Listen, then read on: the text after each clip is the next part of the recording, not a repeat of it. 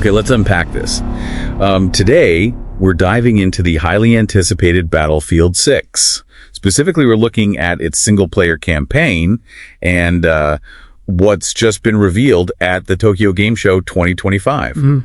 It feels like a bit of a shift, so we're going to try and get to the bottom of what it means for you. Yeah, it's really interesting, because for so long, Battlefield games they've really hung their hat on the multiplayer experience. Absolutely. That's always been the main event. Right. The centerpiece. That's what pulls people in.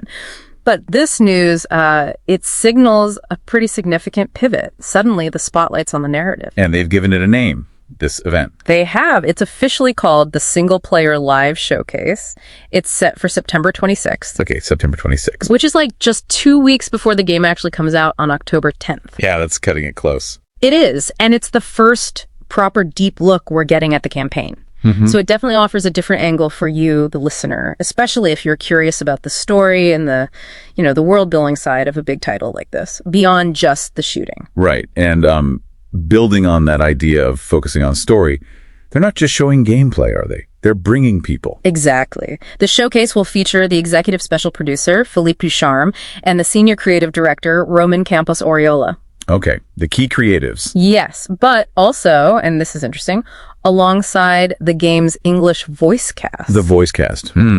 What does that specifically signal to you, having the actors there? What kind of experience are they trying to emphasize beyond just mechanics? Well, I think that's a really crucial detail. Bringing the voice cast isn't just like standard hype building. Right. It feels like a direct signal about their commitment to character development and the actual performance, things that can sometimes feel a bit secondary in the genre. Especially in a big FPS. Exactly. For a game like Battlefield, where, characters can sometimes just feel like avatars for the action, this suggests these characters are meant to be like deeply woven into the story. So more than just delivering lines. Much more. It's a bold move, almost like they're saying, look, our storytellers, our actors, they're just as important as our level designers. It puts a real premium on the narrative side.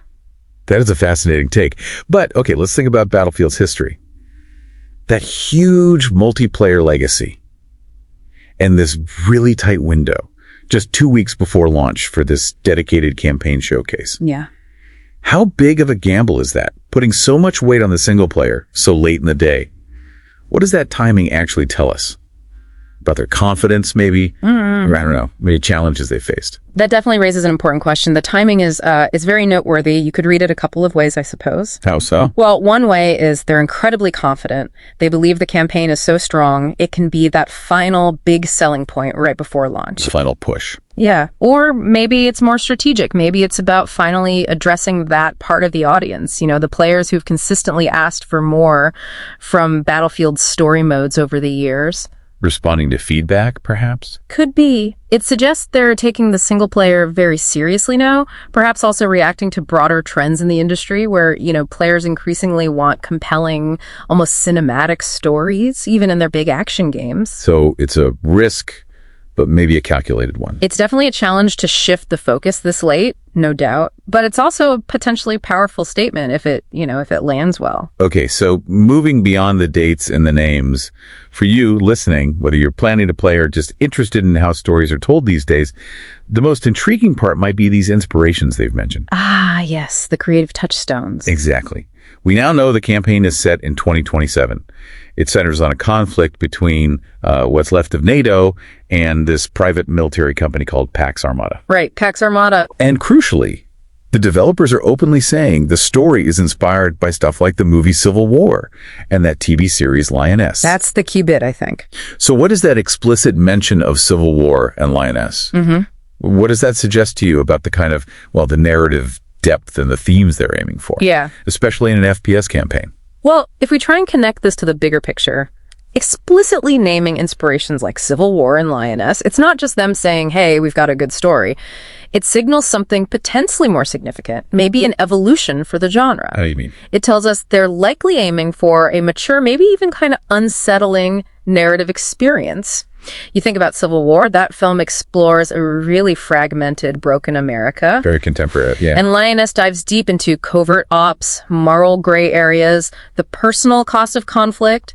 So mentioning those suggests a move away from just pure, like, escapist military action. It points towards engaging with more complex, character-driven themes, maybe even politically resonant ones, a bit like you see in prestige TV. So less Hollywood blockbuster, more HBO drama, perhaps. Sort of, yeah.